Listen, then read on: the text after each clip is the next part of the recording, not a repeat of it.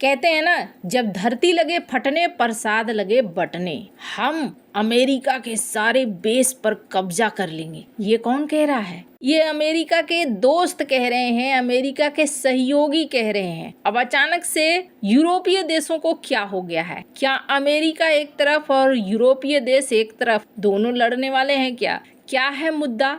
वहीं दूसरी तरफ यूरोप में ही बैठकर डॉक्टर एस जयशंकर ने ट्रंप को भी क्या संदेश दिया है? जियोपॉलिटिक्स में इस वक्त बहुत कुछ चल रहा है। हमेशा की तरह वर्ल्ड मिरर के इस एपिसोड में जानने को मिलेगा बहुत कुछ। आइए जानते हैं इन खबरों को विस्तार से। डोनाल्ड ट्रंप इस मोड में चल रहे हैं कि भय बिन प्रीत न होइए, और ये अपना भय दिखाने की कोशिश कर रहे हैं। और सिर्फ कोशिश ही नहीं कर रहे हैं, इनके एक्शन भी उस दिशा की तरफ जा रहे हैं। अभी जब इनके एनएसए से पूछा गया कि वेनेजुएला का चार्ज कौन है, तो उन्होंने क्या कहा?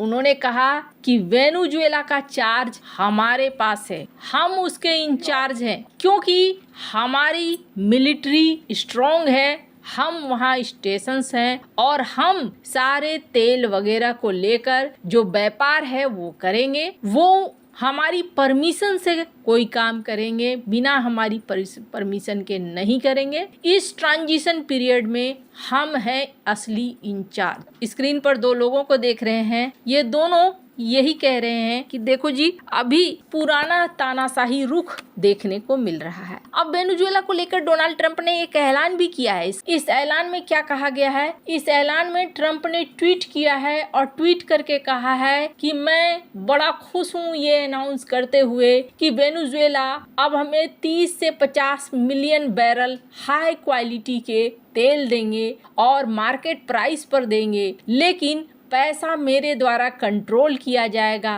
President of the United state of America के द्वारा हम ये पूरी तरीके से जांच पड़ताल करेंगे कि उस पैसे का इस्तेमाल सही जगह पे हो, वेनेजुएला के भलाई पर हो। हमारे स्टोरेज शिप वहां से डायरेक्टली लाएंगे और अमेरिका में उतारेंगे। जेडी वेंस ने इसे रीट्वीट भी किया है। अब आपके मन में कहीं भी किंतु परंतु आ रहा है तो वो सारा किंतु परंतु निकाल दीजिए। और डोनाल्ड ट्रंप के लिए ना मैं एक चीज तो जरूर कहूंगी, ये बहुत ही अच्छे हैं बाकी जितने भी इससे पुराने आक्रामक लोग हुए हैं, क्योंकि ये वो हैं जो दिल की बात साफ साफ बोल देते हैं कि भैया मैं यही करने जा रहा हूँ। वरना अमेरिका कई सालों से ऐसा करता रहा है लेकिन कभी बोलता नहीं था। तो ये हो गया डोनाल्ड ट्रंप का ये फॉर्म कि भाई अब हम यहाँ पर हो गए राजा। मामला सिर्फ वेनेजुएला का थोड़ी है, अब मामला आ गया ग्रीनलैंड का। अब तक यूरोप को अब्बा जब्बा डब्बा सूझ रहा था, जब भी पूछो कि क्या बयान है आपका वेनेजुएला का मामले में, लेकिन अब आ गई बात खुद के ऊपर।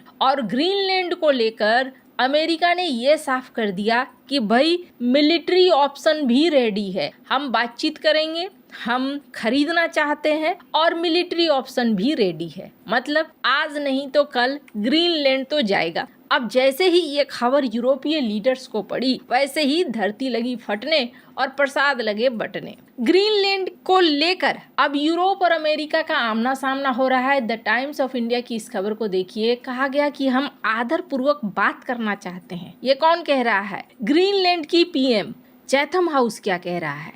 जो थिंक टैंक है चैथम हाउस, वो कह रहा है कि नाटो के दिन गए, नाटो का अब कोई फ्यूचर नहीं बचेगा अगर अमेरिका ग्रीनलैंड के ऊपर एक्शन लेता है तो। और यूरोपियन कंट्री हेल्पलेस नहीं है, कुछ ना कुछ तो ये करेंगे। वहीं दूसरी तरफ अमेरिका ने आज से पहले डोनाल्ड ट्रंप की तरफ से एक बयान दिया गया था जिसमें कहा गया था कि यूरोप अपने संस्कृति को तबाह कर रहा है। उसको लेकर द गार्जियन में एक आर्टिकल छपा है कि हम वार्निंग दे रहे हैं आपको, आपकी कोई बेइज्जती नहीं कर रहे हैं। अभी डॉक्टर एस जयशंकर पहुंचे हुए हैं यूरोप, लग्जमबर्ग, और उसके बाद वहां से फ्रांस पहुंचेंगे। यहाँ पर इनसे सवाल किया गया, पहली बात तो ये पूछा गया कि वेनेजुएला के बारे में बताएं, तो भारत ने वही जवाब दिया जो भारत के संदेश में था कि I think we put out a statement yesterday, so I would urge you to look at it. And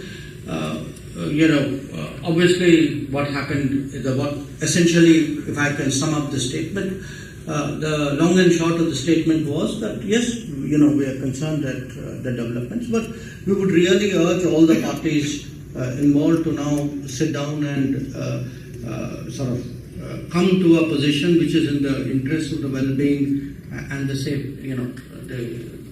the safety of the people of Venezuela. Because at the end of the day, that is our concern.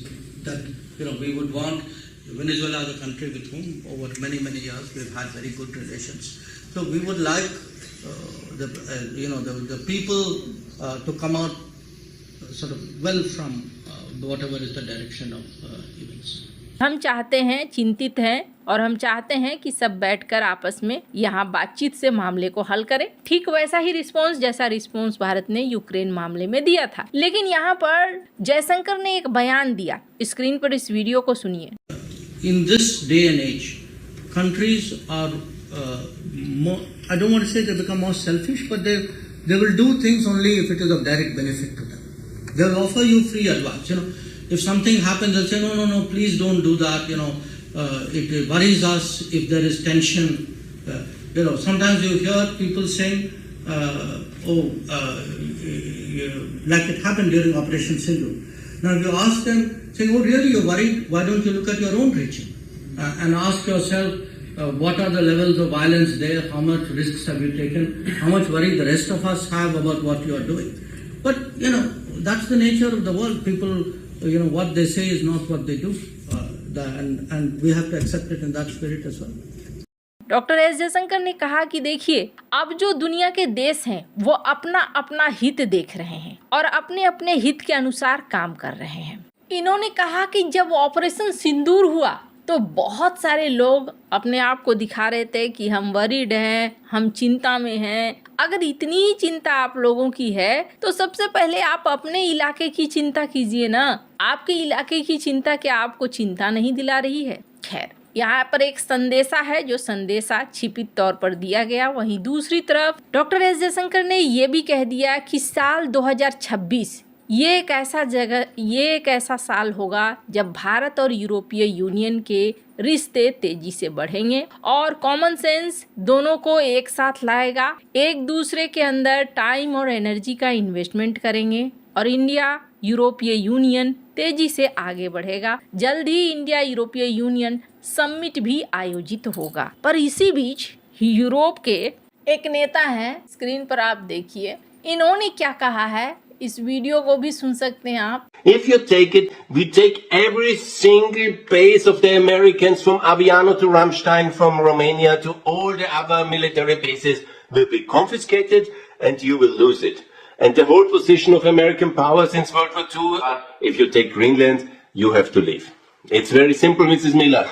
This is the leverage we have. You need the spaces for global power. इन्होंने कहा कि अगर Greenland की तरफ बढ़ेगा America ना, तो फिर यूरोप की हम सारे बेस ले लेंगे। अगर आप ग्रीनलैंड के ऊपर हमला करने की कोशिश करेंगे, यूरोप में जितने बेस हैं उन बेसों पर हम वापस से अपना कब्जा कर लेंगे और आपको यहाँ से निकलना पड़ जाएगा। अब यूरोप में कितने सारे बेस हैं, स्क्रीन पर आप देख सकते हैं। काफी सारे बेस अमेरिका के यूरोप में हैं, लेकिन क्या ऐसा कुछ कर पाएगा यूरोप? ऐसा लगता नहीं है। यूरोप इस वक्त इकोनॉमिक तौर पर हो, सांस्कृतिक तौर पर हो या फिर रणनीतिक तौर पर हो, बुरी तरीके से फंसा हुआ है। आपको क्या लगता है, इन सब मामले में आपकी क्या राय है? कमेंट कर जरूर बताएं। जल्द मिलते हैं अगले वीडियो में नई खबर के साथ।